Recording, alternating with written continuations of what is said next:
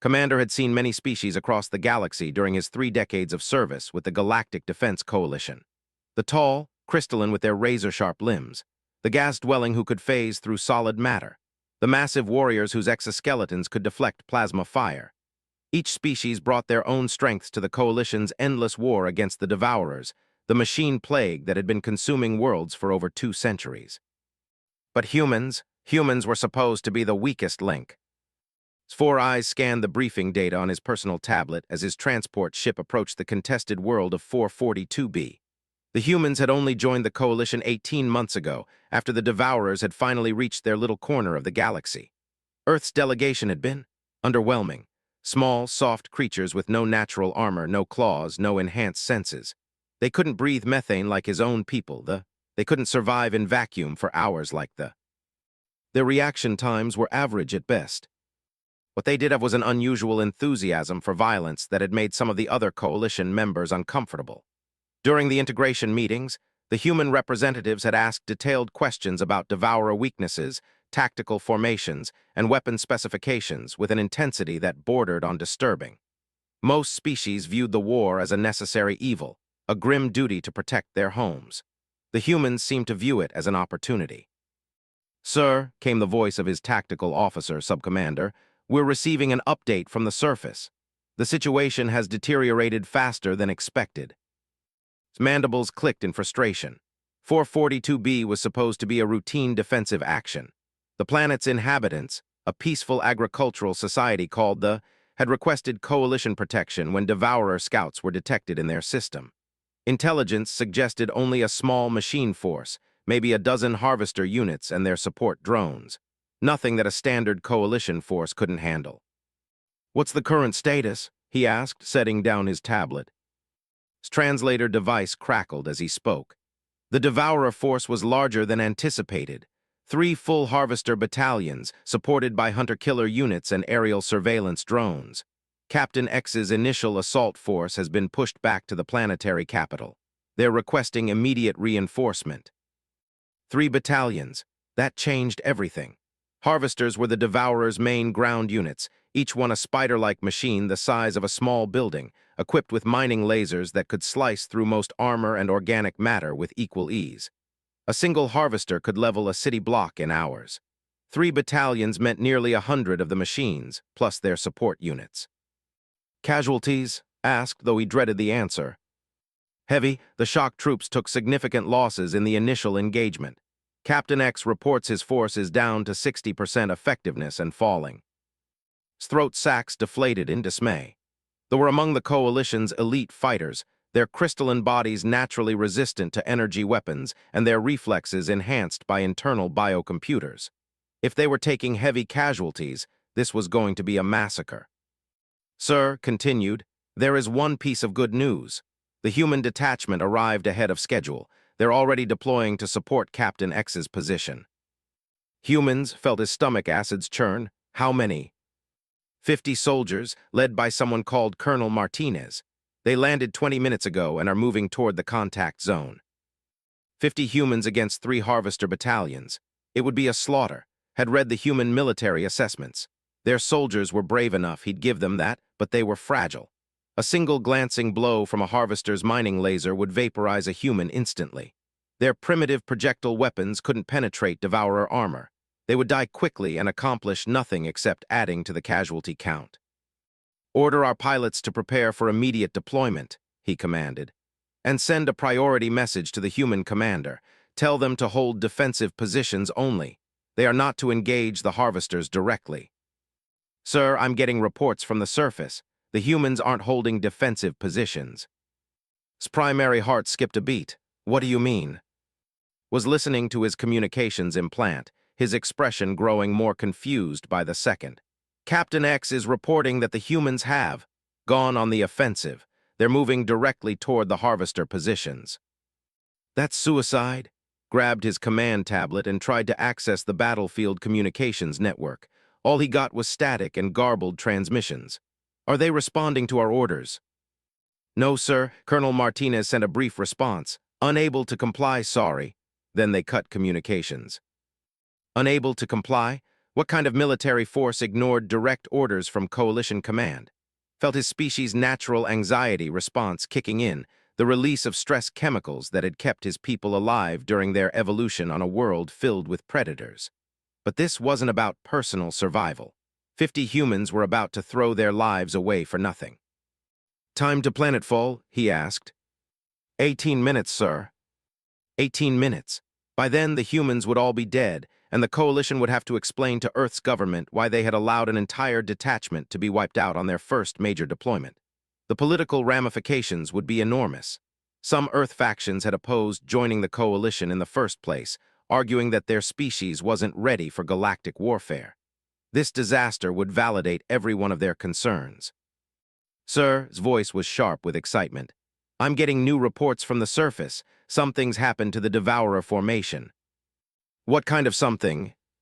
I'm not sure. Captain X is requesting clarification on human tactical doctrines. He says the Harvesters are retreating." That made no sense. Devourers didn't retreat. They were machines, programmed with only one directive: consume organic matter and convert it into more machines. They attacked until they were destroyed or until they had consumed everything living on a planet. The concept of tactical withdrawal wasn't in their programming. "That can't be right," said. "Check the transmission." Was quiet for several moments, his head tilted as he listened to his implant. When he spoke again, his voice was uncertain. "Sir, Captain X is reporting that approximately 30 harvesters have been destroyed or disabled. The remaining Devourer forces are pulling back from the capital city." 30 harvesters destroyed in less than an hour by 50 humans. "That's impossible," muttered. But even as he said it, he was pulling up the technical specifications for human military equipment on his tablet. Standard projectile weapons, basic explosive charges, primitive communication systems, nothing that should be effective against Devourer armor. "Sir, we're receiving a transmission from the human force." "Put it through." The voice that came through the ship's communication system was crisp and professional, with a slight accent that marked it as coming from Earth's western hemisphere. "Coalition Command, this is Colonel Martinez. Sector 7 has been cleared of hostile contacts. We're moving to support units in Sector 4. Estimated time of engagement, 12 minutes. Found his voice. "Colonel Martinez, this is Commander, Coalition Leader. Please report your current status and tactical situation." "Status is green across the board, Commander. No casualties on our side. We've eliminated roughly a third of the Harvester force and scattered the rest. The machines seem confused by our tactics. They're not adapting as quickly as your briefing suggested they would." "No casualties. A third of the Harvester force eliminated." His analytical mind struggled to process this information. Every tactical model, every simulation, every piece of intelligence they had on human military capabilities suggested this was impossible. "Colonel, I need to understand your tactical approach. Our intelligence indicates that human weapons are insufficient to penetrate Harvester armor." There was a pause, then what sounded like human laughter in the background. "Well, Commander, I suppose your intelligence didn't account for human creativity. We're not trying to penetrate their armor." "I don't understand." "The machines are designed to fight like machines, sir. Logical, predictable, efficient. They expect enemies to engage them in direct combat, armor against armor, weapon against weapon. But humans don't fight fair." The transmission continued, but now could hear other voices in the background, human voices calling out tactical information and coordinates. They sounded enthusiastic, not terrified or desperate like most species facing harvesters for the first time, but excited. "We're using their programming against them," Colonel Martinez continued. "Harvesters are programmed to prioritize organic matter, so we give them organic matter to chase, then lead them into kill zones. They're programmed to adapt to direct threats, but they don't know how to handle indirect attacks. And they're programmed to preserve themselves, which means they have predictable responses to certain stimuli." "What kind of stimuli?" "Explosions, mostly. Humans are very good at explosions." Was beginning to understand, though the implications made his stress chemicals spike even higher. "You're using their behavioral programming to manipulate them." "Exactly. Plus, harvesters are designed to fight armies, not guerrilla forces. They expect formations, supply lines, command structures. Humans operate differently. We're used to fighting enemies that are bigger, stronger, and better equipped than we are. It's kind of our specialty. The communication channel crackled as new voices joined the conversation. Captain X's deep, resonant tones came through clearly. "Commander, this is Captain X. I must corroborate Colonel Martinez's report. The human tactical approach is, unlike anything in our databases, they appear to be using fear as a weapon." Fear's mandibles clicked in confusion. Machines don't experience fear. No, sir, but they do experience uncertainty.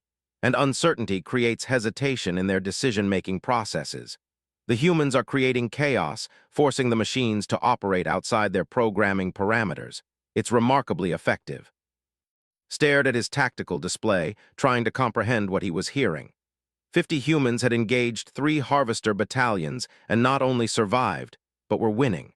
They were using psychological warfare against machines that supposedly had no psychology. "Colonel Martinez," he said, "my force will reach the surface in 15 minutes. What are your requirements for support?" "Actually, Commander, we could use some help with cleanup. The machines we've disabled need to be properly destroyed before they can repair themselves. And we could use some technical support for dealing with their command nodes. Human equipment isn't quite sophisticated enough for that level of electronic warfare." "Of course, but Colonel, how are you achieving these results? I need to understand for my report." Another pause. When Colonel Martinez spoke again, his voice carried a note of something that's translator couldn't quite identify. Pride, amusement, something else entirely. "Commander, every species in the coalition fights to defend their homes. That's noble and we respect it. But humans are different. We don't just fight to defend. We fight to win. And we've been fighting each other for our entire history. We've gotten very good at it." The transmission ended, leaving alone with his thoughts as his ship descended toward the planet's surface. He found himself accessing the human species file again, but this time he wasn't looking at their physical limitations. He was reading about their history. Wars, thousands of years of almost continuous warfare. Conflicts that had raged across their entire planet, involving weapons that could destroy cities, strategies that could topple governments, tactics that could turn the strongest armies into scattered refugees. Humans had spent perfecting the art of violence, not against alien machines, but against themselves. By the time his ship landed on 442b, was beginning to understand what the Coalition had really acquired when humanity joined their ranks. Not just another member species with average physical capabilities and primitive technology. They had acquired predators.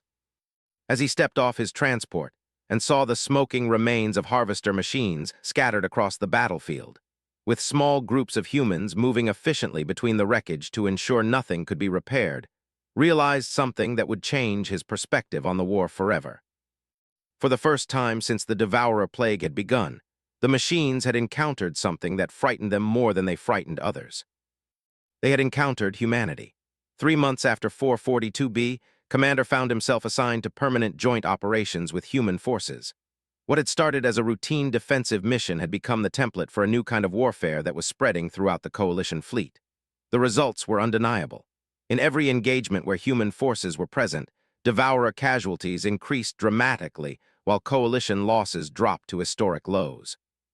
But the cost was becoming apparent in ways that no one had anticipated. Stood on the observation deck of the Coalition flagship Harmony's Edge, watching as human transport ships docked with their vessel. Through the transparent aluminum windows, he could see the humans moving with their characteristic efficiency, unloading equipment and personnel with the same methodical precision they brought to everything else. 3 months of fighting alongside them had taught him to recognize the signs that other species missed. The humans were changing. "Commander," came the familiar voice of Sub-Commander behind him, "Admiral has requested your presence in the strategy room. The briefing for the operation begins in 20 minutes. Nodded but didn't turn around immediately. He was watching Colonel Martinez emerge from one of the human transports. The man looked exactly the same as he had 3 months ago, the same efficient movements, the same alert posture. But something fundamental had shifted in the way he carried himself. There was a confidence there that bordered on predatory. Said quietly, "Have you reviewed the psychological evaluations on the human forces?" "Yes, sir. Doctor submitted her report yesterday. She recommends continued monitoring but found no significant concerns." Turned to face his tactical officer. was young for a barely past his second molting, and he still retained much of their species' natural optimism. He hadn't yet learned to see the subtle signs that experience taught you to watch for. What did you think of our conclusions? I thought they were reasonable, sir. The humans show elevated stress indicators, but that's consistent with any force engaged in extended combat operations. Their unit cohesion remains strong, and their tactical effectiveness continues to improve. All true, all completely accurate, and all missing the most important factor. Come with me, said, I want to show you something. They made their way through the ship's corridors toward the human quarters. Harmony's Edge had been retrofitted to accommodate multiple species, with different atmospheric zones and gravity settings for each member race. The human section was kept at Earth-standard conditions, which meant it felt uncomfortably warm and humid to people. As they approached the human recreational area, slowed their pace. Through the open doorway, they could hear voices from within. Human voices, speaking in their rapid, clipped language that his translator sometimes struggled to keep up with. So I told, if you're going to set up a crossfire, you need to account for their movement patterns. These harvesters aren't like the combat drones we faced on Vega III. They're bigger, but they're also more predictable. Target their leg joints, force them to cluster, then hit them with the shaped charges. What about the hunter-killers? They've been adapting to our tactics. Hunter-killers are easy. They're fast but not smart. Use their speed against them. Set up a funnel, let them think they're flanking you, then collapse the sides. They can't adapt if they don't survive the engagement. Gestured for to listen more carefully. These weren't soldiers discussing tactics. They were predators discussing hunting techniques. The real problem, another voice was saying, is going to be when they start adapting faster. Right now, we have the advantage because they're still programmed to fight conventional forces. But eventually, their learning algorithms are going to figure out how to counter human tactics. Let them adapt, came a fourth voice, carrying a note of amusement that made skin crawl. We've been adapting to new threats for 200,000 years. Every time someone figured out how to kill us, we figured out how to kill them better. It's what we do. Laughter. The humans were laughing about the prospect of an escalating arms race with genocidal machines. Sir whispered, is there something wrong with what they're saying? It sounds like standard tactical discussion. Led his officer away from the doorway, back toward the main corridors. How could he explain what he had heard? How could he make understand that they had just listened to a conversation that would have horrified most coalition species? Tell me, said as they walked, what do you know about human evolutionary history? The basics, sir. They evolved on a world with multiple large predators, which explains their enhanced pattern recognition and threat assessment capabilities. Their social structures developed around pack hunting, which accounts for their tactical coordination. What about their prey animals? Looked confused, sir. Every predator species has prey animals. What did humans hunt? I'm not sure I understand the relevance, sir. They had reached the strategy room, where Admiral and the other coalition commanders were gathering around the holographic display table. Could see Colonel Martinez entering from the opposite side, along with several other human officers. The humans moved with the same fluid coordination they displayed in combat, unconsciously positioning themselves to cover all angles of approach to the room. The relevance, said quietly, is that humans didn't just hunt prey animals, they hunted everything. Other predators, each other. They're the only species in the coalition that evolved as apex predators on their own world. Admiral, a massive whose exoskeleton gleamed under the room's lighting, gestured for everyone to take their positions. Commanders, we have received intelligence on a significant devourer stronghold in the system. This represents our best opportunity to strike at their command infrastructure. The holographic display activated, showing a three-dimensional map of the system. At its center was a massive space station, clearly of devourer construction, surrounded by dozens of smaller platforms and defensive installations. The target is a Nexus-class command facility, Admiral continued. Our intelligence suggests it coordinates devourer operations across 17 systems. Eliminating it would disrupt their activities throughout this entire sector. Colonel Martinez stepped forward, studying the holographic display with the same intensity had seen him apply to battlefield assessments. What's the defensive complement? Approximately 2,000 autonomous defense units, plus the station's integrated weapon systems. The facility is also protected by a sensor net that extends throughout the system. Conventional assault would be prohibitively expensive, observed Captain X. Even with our full fleet, we would expect casualty rates above 70%. Watched as the human officers exchanged glances. There was something in their expressions that he had learned to recognize over the past 3 months. They weren't seeing an impossible challenge. They were seeing an opportunity. Colonel Martinez, Admiral said, do you have any tactical recommendations? Actually, Admiral, I do, but I need to understand something first. How long has this facility been in operation? Intelligence suggests approximately 6 months. And in that time, what kind of threats has it faced? Admiral's massive form shifted slightly, a sign of confusion among his species. I'm not sure I understand your question, Colonel. Has it ever been attacked? Have there been any attempts to infiltrate or disable the facility? No, Colonel. Coalition forces have lacked the resources for such an operation. Martinez nodded and saw that predatory smile again. Then its defensive systems have never been tested under real combat conditions. They're programmed based on theoretical models and simulations.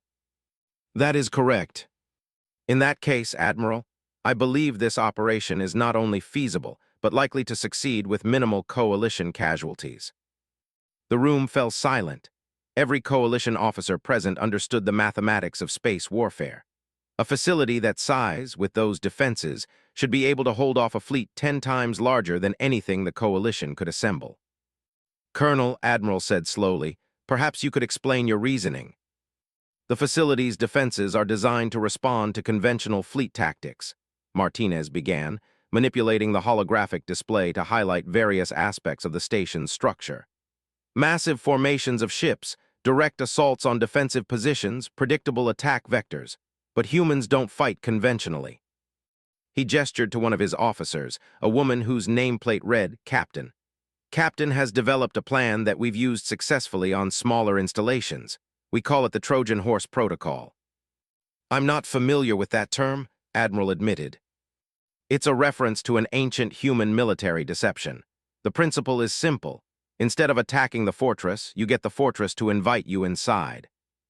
Captain stepped forward, her fingers dancing over the holographic controls. The display shifted to show detailed schematics of the Devourer facility. Devourer facilities require regular shipments of raw materials, she explained. Captured organic matter, refined metals, energy cells. These shipments follow predictable routes and schedules. The facility's sensors are programmed to recognize authorized supply vessels and grant them automatic docking clearance. You want to disguise our ships as Devourer supply vessels? Captain X asked. Not disguise, Martinez corrected. We're going to capture actual Devourer supply ships and use them to infiltrate the facility. The implications of what he was suggesting began to sink in around the room. It wasn't just tactically audacious. It was the kind of plan that required a fundamental understanding of deception and misdirection that most coalition species simply didn't possess. Colonel, found himself saying, this plan would require us to operate inside a hostile facility, surrounded by thousands of enemy units, with no possibility of reinforcement or retreat. Exactly, Martinez replied, and his smile widened. The Devourers won't expect it because it's completely insane by conventional military standards, but humans specialize in insane tactics. Captain continued the briefing, outlining how they would capture the supply ships, how they would modify their own forces to fit inside the cargo holds, how they would coordinate the assault once inside the facility. Every detail had been thought through with the same meticulous planning that had seen in every human operation. But as he listened, found himself thinking about that conversation he had overheard earlier. The casual discussion of escalating tactics, the amusement at the prospect of facing an adapting enemy, the complete absence of fear at the idea of infiltrating a facility that could annihilate them without warning. This plan has merit, Admiral finally announced. Colonel Martinez, how long do you need to prepare your forces? 72 hours, Admiral. Approved. Commander, you will coordinate coalition support for this operation. As the briefing broke up and the various commanders began making their preparations, found himself alone with Colonel Martinez. The human was studying the holographic display with the same intense focus, but now there was something else in his expression, something that made stress chemicals spike. "Colonel," he said carefully, "may I ask you something?" "Of course, Commander." "Are you concerned about the risks involved in this operation?" Martinez turned to look at him, and for a moment saw something in the human's eyes that he had never seen before. Not fear or concern or uncertainty, something much more disturbing. Anticipation.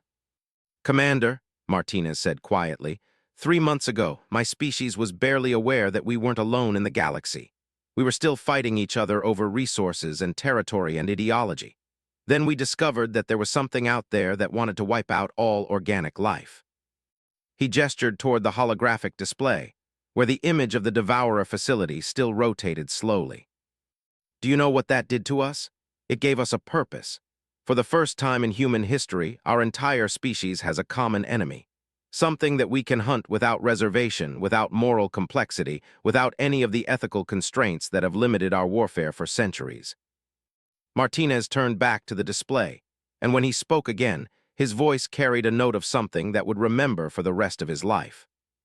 "We're not concerned about the risks, Commander. We're grateful for the opportunity." As left the strategy room and made his way back to his quarters, he found himself thinking about something that Admiral had said during one of their previous briefings. The Admiral had observed that the war against the Devourers was changing all of them, forcing every species to adapt and evolve beyond their original nature. What the Admiral hadn't considered was the possibility that some species might be adapting in ways that made them more dangerous than the enemy they were fighting. For the first time since the humans had joined the coalition, found himself wondering what would happen when the war was over. What would humanity do when they no longer had machines to hunt? 6 months had passed since the operation, which had succeeded beyond anyone's wildest projections. The human infiltration plan had not only destroyed the Nexus facility, but had also provided the coalition with critical intelligence about Devourer command protocols. What followed was a series of victories that pushed the machine plague back across 17 systems, liberating worlds that had been under Devourer control for decades. The war was effectively over. Commander stood in the same observation deck where he had first watched human forces dock with their fleet, but now he was watching something very different. The final human transport was departing from Harmony's edge, carrying the last of their military personnel back to Earth. The formal demobilization had been completed 3 days ago, with ceremonies and commendations for all participating species, but couldn't shake the feeling that something was fundamentally wrong. "Sir," Subcommander approached from behind, carrying a data tablet. "The final casualty reports have been submitted to Coalition Command." Accepted the tablet but didn't look at it immediately. He knew what it would say. Human casualty rates throughout the war had been remarkably low, especially considering their aggressive tactics. They had lost fewer soldiers than any other coalition species, while achieving the highest mission success rates. He said, "What do you know about the human concept of total war?" His tactical officer's expression grew puzzled. "I'm not familiar with that term, sir." "I've been studying their military history during my off-duty periods," explained, finally glancing at the casualty report. The numbers were exactly what he had expected. Minimal human losses, maximum enemy destruction. Total war is a human military doctrine that involves the complete mobilization of a society's resources for warfare, with no distinction between military and civilian targets. "That sounds comprehensive," said carefully. "It is, and it's something that humans have practiced multiple times in their history. When they decide that an enemy represents an existential threat, they don't just fight to defend their territory or achieve limited objectives. They fight to completely eliminate the enemy's capacity for warfare." Turn the tablet to show the final statistics. "Do you notice anything unusual about these numbers?" Studied the display. "The human casualty rates are remarkably low, sir. It suggests their tactical innovations were even more effective than we realized." "No, look deeper. Look at the mission classifications." After a moment's eyes widened. "Sir, according to this data, human forces participated in every major engagement of the war, but they were assigned to different objectives than the other coalition species." "Exactly. While we were focusing on defensive operations and tactical victories, human forces were systematically targeting Devourer command infrastructure, manufacturing facilities, and communication networks. They weren't just fighting the machines they encountered. They were dismantling the entire Devourer organizational structure. But sir, that's excellent tactical thinking. It's why we won the war so decisively. Set down the tablet and looked back out at the departing human ships. Do you remember what I told you about human evolutionary history, about them being apex predators? Yes, sir. What I didn't explain then was what that really means. An apex predator doesn't just hunt for food or territory. It eliminates threats to its environment. When an apex predator encounters a competing species, it doesn't drive them away or establish dominance. It drives them to extinction. The implications of what he was saying began to register on his face. Sir, are you suggesting that humans didn't just defeat the Devourers, that they... I'm saying that humans approached this war the same way they would approach any existential threat. They didn't fight to push the machines back to manageable levels. They fought to ensure that the Devourer plague could never threaten organic life again. As if summoned by their conversation, Admiral's massive form appeared in the observation deck doorway. The Admiral moved with the careful precision that his species used when they were deeply troubled about something. Commander, the Admiral said, I need to speak with you about the final mission reports. Of course, Admiral. Have you reviewed the classified addendum to Colonel Martinez's final operational summary? Felt his stress chemicals begin to release. There had been a classified addendum. No, sir, I wasn't aware there was additional material. Admiral activated his personal data display, projecting a holographic document into the air between them. This was submitted directly to Coalition High Command. It details human activities during the final 3 months of the war that were not included in the standard tactical reports. Read through the document with growing unease. According to the report, human forces had been conducting operations far beyond their assigned mission parameters. While officially supporting coalition defensive actions, they had simultaneously been running independent operations throughout Devourer-controlled space. Admiral, he said slowly, this report indicates that humans located and destroyed every Devourer manufacturing facility in the galaxy, not just the ones in contested systems, but deep in their core territories. Keep reading. The next section detailed something even more disturbing. Human forces had apparently captured and studied Devourer technology, reverse engineering their programming and manufacturing processes. They had identified the source code that governed Devourer behavior and had developed multiple methods for corrupting it. They created a virus, whispered, a software virus that could spread through the Devourer network and corrupt their basic programming. And they deployed it, Admiral confirmed. During the final battle while our forces were engaged with the facility's defenses, human infiltration teams were uploading the virus into the Devourer command network. Was reading over shoulder, his voice barely audible. Sir, according to this, the virus wasn't designed to disable the machines. It was designed to make them malfunction permanently.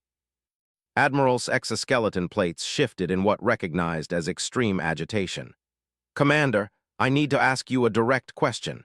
In your assessment, based on your experience working with human forces, do you believe this was planned from the beginning?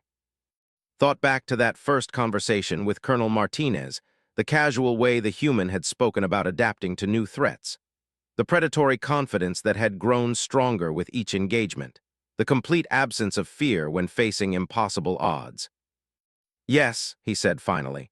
I believe humans joined the coalition with the intention of using our resources to locate and eliminate the Devourer threat completely.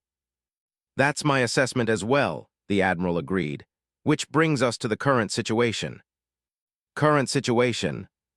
Admiral gestured toward the viewports, where the last human transport was disappearing into hyperspace. Coalition High Command has been in communication with Earth's government about post-war cooperation agreements, trade partnerships, technology sharing, joint exploration missions. That sounds reasonable. It would be, except for one problem. According to our final reports, the humans who participated in this war are not the same humans who joined the coalition 18 months ago. Felt his primary heart skip several beats. What do you mean? I mean that extended exposure to warfare against an existential threat has activated psychological and social adaptations in human society that their own government doesn't fully understand. Doctor's final assessment indicates that human military culture has a fundamental shift. Admiral manipulated the holographic display, bringing up psychological evaluation data that made stress chemicals spike to dangerous levels. They're not planning to demobilize, the Admiral continued. Their military hasn't decreased in size since the war ended. It's expanded. They're recruiting from their general population at rates that exceed wartime mobilization levels. But why, asked, the war is over. That's exactly the problem, said, understanding flooding over him like cold water. For humans, the war isn't over, it's just beginning. Admiral nodded grimly. According to the classified portions of their final reports, human forces identified 18 potential threats to organic life in this galaxy. Ancient automated defense systems, dormant AI networks, unstable planetary cores that could be weaponized. They've created a target list that will keep their military occupied for decades. They're not demobilizing because they don't intend to stop fighting, realized. They've discovered that they're good at warfare on a galactic scale, and they're not willing to give that up. There's more, Admiral said, his voice dropping to barely above a whisper. Human industrial capacity has tripled since the beginning of the war. They're building ships, weapons, and infrastructure at rates that exceed anything in coalition records. Their government has authorized colonization missions to 47 uninhabited systems. They're expanding aggressively, and according to their recent communications with Coalition Command, they view this expansion as a natural extension of their role in galactic defense. Stared out at the empty space where the human ships had been, finally understanding what they had all missed during the celebration of victory. Humanity hadn't just helped the Coalition win the war against the Devourers. They had used the war to transform themselves into something entirely new. Admiral, he said quietly, what do we do? That's what Coalition High Command is trying to decide. On one hand, human military capabilities proved invaluable in the war. Their tactical innovations saved millions of lives and eliminated a threat that had plagued the galaxy for centuries.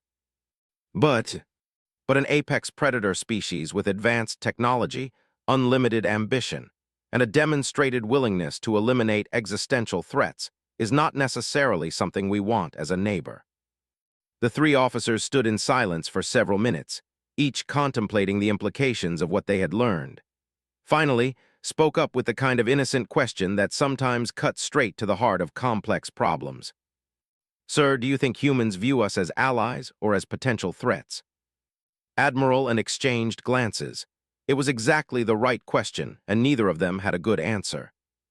I don't know, admitted. But I think we need to be very careful about how we interact with humanity going forward. The species we fought alongside during this war is not the same species that joined the Coalition 18 months ago. They've evolved, Admiral said.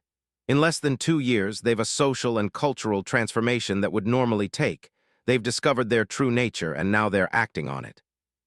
As they prepared to leave the observation deck, found himself thinking about something Colonel Martinez had said during one of their last conversations. The human had observed that the war against the Devourers had taught his species something important about themselves. They were very good at eliminating threats to organic life. What Martinez hadn't said, but what was becoming increasingly clear, was that humanity had also learned something else. They were very good at deciding what constituted a threat. Standing there in the empty observation deck, looking out at space that felt somehow less safe than it had before, finally understood why fighting alongside humans had revealed the true meaning of fear. It wasn't fear of the enemy they had defeated together. It was fear of what their human allies might become.